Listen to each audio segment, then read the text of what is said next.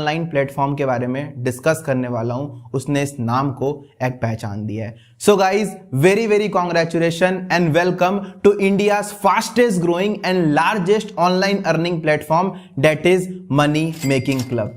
एक बात जितने लोग भी इस सेशन को देख रहे हो उनके लिए बोलना चाहूंगा, so proud of you all and very very congratulation कि आपने एक डिसीजन लिया। हो सकता है आप एक हाउसवाइफ हो, आप स्टूडेंट हो, आप ऑलरेडी जॉब करते हो, आपने अपनी फाइनेंशियल प्रॉब्लम के लिए, अपने बच्चों के लिए, अपने पेरेंट्स के लिए, अपने खुद के खर्चे के लिए लिया होगा, लेकिन आपने एक डिसीजन लिया। क्योंकि मैंने एक बात सुनी है कि एक पल में जिंदगी नहीं बदलती, लेकिन एक पल में लिया हुआ डिसीजन आपकी जिंदगी को जरूर बदल सकता है। सो गाइस, सबसे पहली चीज तो बिल्कुल कंफर्टेबल हो जाओ, ठीक है। हर चीज समझेंगे, अच्छे से समझेंगे, तब जाकर आगे बढ़ेंगे। क्योंकि एक बात बताऊं, एक दिन मैं भी आपके तरह वहां पर बैठा हुआ था और ऐसे ही एक मीटिंग को देख रहा था। वहां से यहां तक का सफर कैसे हुआ, क्या हुआ, हर एक चीज डिस्कस करूंगा। बट हर एक चीज को ध्यान से सुनना, ध्यान से समझना, क्योंकि अगर कहीं शोर शराबे में बैठे हो तो बहुत कुछ आप मिस कर सकते हो। तो ये जानने के पहले कि इस मीटिंग में क्या होने वाला है, हम क्या बातें करने वाले हैं, पहले ये तो जान लो कि मैं कौन हूं। क्योंकि आपके जगह पर अगर मैं रहता तो मेरा एक क्वेश्चन होता कि अगर सामने वाला पर्सन जो बैठा है आके मेरे को आके बता रहा है कि भाई आपको ये करना चाहिए, वो करना चाहिए, तो भाई तू कौन है, तूने लाइफ में क्या किया है, राइट। सो बिल्कुल मैं आपको जरूर बताऊंगा। सो दिस साइड अंकित अग्रवाल, झारखंड के एक बहुत छोटे टाउन पाकुड़ से बिलोंग करता हूं। आप में से कई लोग जानते भी होंगे झारखंड एंड कई लोग नहीं भी जानते होंगे। अगर मैं आपको बताऊं अपनी जर्नी के बारे में, तो ये सब की शुरुआत होती है जब मैं क्लास 8 में था। मेरा शुरू से एक सपना था कि मेरे को क्रिकेटर बनना है। मैंने अपने डिस्ट्रिक्ट को भी क्रिकेट के अंदर रिप्रेजेंट किया था। बट वो बोलते हैं ना, जो इंडियन पेरेंट्स होते हैं उनका एक माइंडसेट होता है, पढ़ोगे लिखोगे बनोगे नवाब, खेलोगे कूदोगे बनोगे गवार। सो जैसे ही मैंने अपने क्लास 10 को पास आउट किया तो मेरे पेरेंट्स ने मेरा क्रिकेट खेलना बिल्कुल बंद करवा दिया, कंप्लीटली ऑफ, और मेरे को अपने 4-5 दोस्तों के साथ भेज दिया कोटा राजस्थान। जी हाँ, कोटा राजस्थान आप सबने सुना होगा, एजुकेशन हब ऑफ इंडिया, जहां पर लोग जाते हैं जेई मेंस, इंजीनियरिंग जिसको हम लोग बोलते हैं, नीट, मेडिकल की प्रिपरेशन करने। और ऐसे ही मैं भी अपने 4 दोस्तों के साथ चला गया नीट का प्रिपरेशन करने। एक बात बताऊं, जिस बैग को मेरे पेरेंट्स ने मेरे के साथ लेके भेजा था ना, उस बैग के अंदर ना कॉपी किताब नहीं थे, उस बैग के अंदर ना मेरे पेरेंट्स की उम्मीदें थी, उस बैग के अंदर ना रिस्पॉन्सिबिलिटी थी, उस बैग के अंदर मेरे पेरेंट्स के सपने थे। मैं एकदम सच और क्लियर बताऊंगा, 2 साल मैंने बहुत मेहनत किया, बहुत शिद्दत के साथ मेहनत किया, मैंने दिन रात पढ़ाई की, बट शायद मैं उसके लायक नहीं होऊंगा। 2 साल बाद जब मैंने नीट का एग्जाम दिया तो मेरे को एक पीस ऑफ पेपर मिला और उस पेपर में लिखा था यू आर नॉट सेलेक्टेड।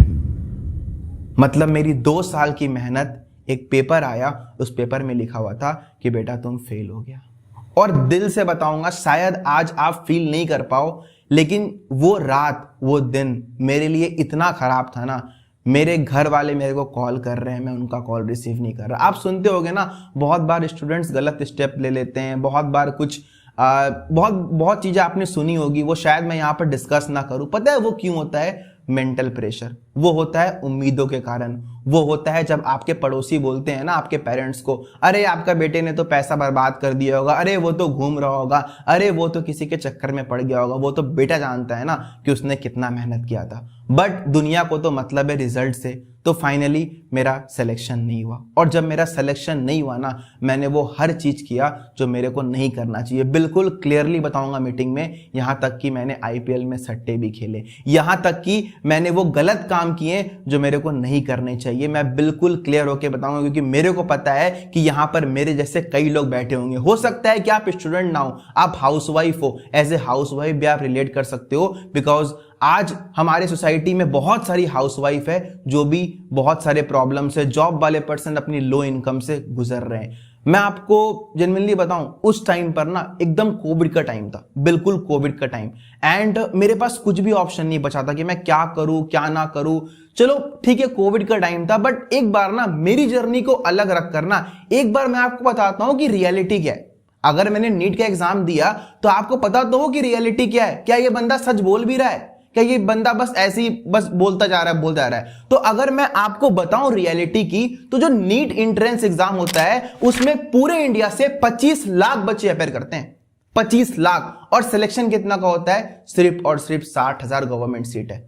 और ये मैं ये नहीं बोल रहा हूं, आप जाके देख सकते हो, कई रिपोर्ट्स ये बोलती हैं कि अगर आपको अपने बच्चे को एक मेडिकल कॉलेज में एडमिशन देना है तो आपके पास करोड़ रुपए का इन्वेस्टमेंट होना चाहिए। और belonging from a very middle class family, क्या मेरे पापा के लिए पॉसिबल था?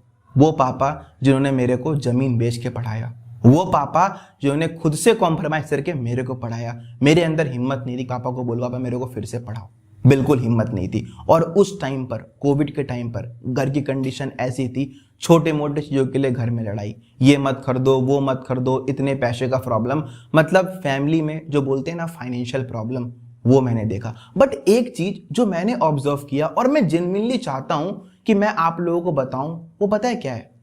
वो ये है कि रियलिटी क्या है? रियलिटी ये है कि मेरे पापा पिछले 40 साल से एक चावल की दुकान खोल के मेहनत करते थे, और एक बीमारी ने, कोविड ने, उनके पूरे बिजनेस को तहस नहस कर दिया। मैंने उसी दिन ठान लिया कि जिंदगी में कुछ करूंगा ना तो ऐसा काम करूंगा जिससे खुदा ना खास्ता कोई कोविड जैसी बीमारी फिर से आ जाए, खुदा ना खास्ता मेरा तबीयत खराब हो जाए, लेकिन मेरी फैमिली को अच्छे से चलना चाहिए।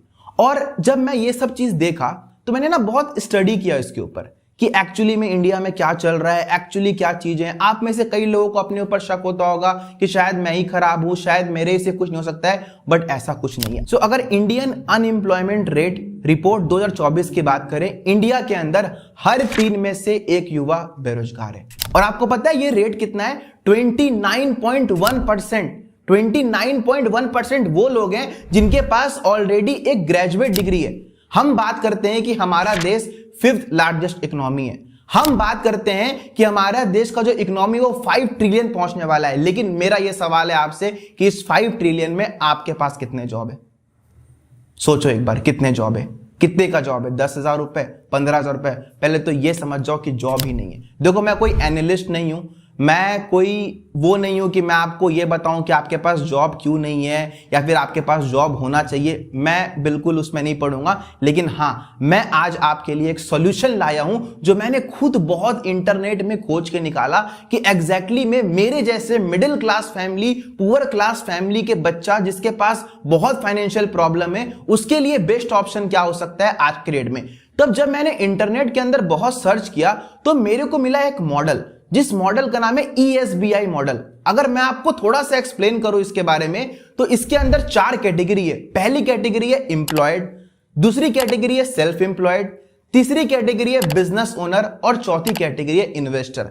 अगर मैं आपको बताऊं एम्प्लॉय और सेल्फ एम्प्लॉय के बारे में, यहां पर 95% लोग बिलोंग करते हैं इस कैटेगरी से। और अगर मैं आपको बात करूं बिजनेस ओनर और इन्वेस्टर्स, तो यहां पर बिलोंग करते हैं सिर्फ 5% लोग। और आपको एक बताए रियलिटी, आप सुन के चौंक जाओगे, जो मैं सुन के चौंका, कि जो ऊपर के 95% लोग हैं ना, वो दुनिया का सिर्फ 5% पैसा कमाते हैं, और जो नीचे के 5% लोग हैं वो 95% पैसा कमाते हैं। आप भी सुन के चौंक गए, हाउ दिस इज पॉसिबल? लेकिन yes, this is a reality. चलो मैं आपको समझाता हूं इसको एग्जांपल से। अच्छा, आप मेरे को बताओ, एक बंदर के सामने अगर हम केला और पैसा फेंकें तो बंदर क्या चूज करेगा? ऑब्वियस सी बात है, केला। चलो इसको समझते हैं एक वीडियो के माध्यम से। चाइना के फेमस बिजनेसमैन जैक मा कहते हैं कि बंदर के सामने जब आप केला और पैसा दोनों ऑफर करेंगे तो बंदर उस पैसे को ना लेके केले को लेगा, क्योंकि बंदर को नहीं पता कि उस पैसे से वो बहुत सारे केले ले सकता है। इसी तरीके से लोगों के सामने जब बिजनेस और जॉब ऑफर किया जाता है तो 95% लोग जॉब लेना पसंद करेंगे, क्योंकि उन लोगों को नहीं पता कि जितना वो जॉब करके पूरी जिंदगी में कमाएंगे उतना बिजनेस करके वो 5 साल में कमा सकते हैं। और यही वजह है कि दुनिया में 95% लोगों के पास 5% पैसा है और 5% लोगों के पास दुनिया का 95% पैसा है। अगर बात समझ आई है तो अपने दिमाग पे जोर डाल के एक बार जरूर सोचो। सो आपने इससे क्या समझा? आपने इससे यह समझा कि अगर एज ए यंगस्टर या एज ए हाउसवाइफ या कोई भी पर्सन अगर मार्केट में कुछ करना चाहे तो उसके पास 2 कैटेगरी आती है। The first category is job and the second category is business. अब ना थोड़ा ध्यान बढ़ाओ, थोड़ा सा फोकस बढ़ाओ, बिकॉज अब मैं आपको वो चीजें बताने वाला हूं शायद जो आपको पता हो लेकिन पता हो के भी ना पता हो। तो आज मैं आपको बताता हूं रियलिटी। देखो, बिल्कुल समझेंगे अच्छे से दोनों के एडवांटेज डिसएडवांटेज। सबसे पहले आते हैं जॉब पे। एक सिंपल सी बात, अगर आपको जॉब करना है आपके पास स्किल्स और डिग्री होनी चाहिए। अगर आपके पास स्किल्स और डिग्री नहीं है तो आप लाइन में भी खड़े नहीं हो सकते हो। साफ और सिंपल बात है। दूसरी चीज, जॉब के अंदर आप किसी के लिए काम करते हो। क्या बोला मैंने? किसी के लिए काम करते हो। चलो अच्छा, आप में से कई लोग जब सुनते होंगे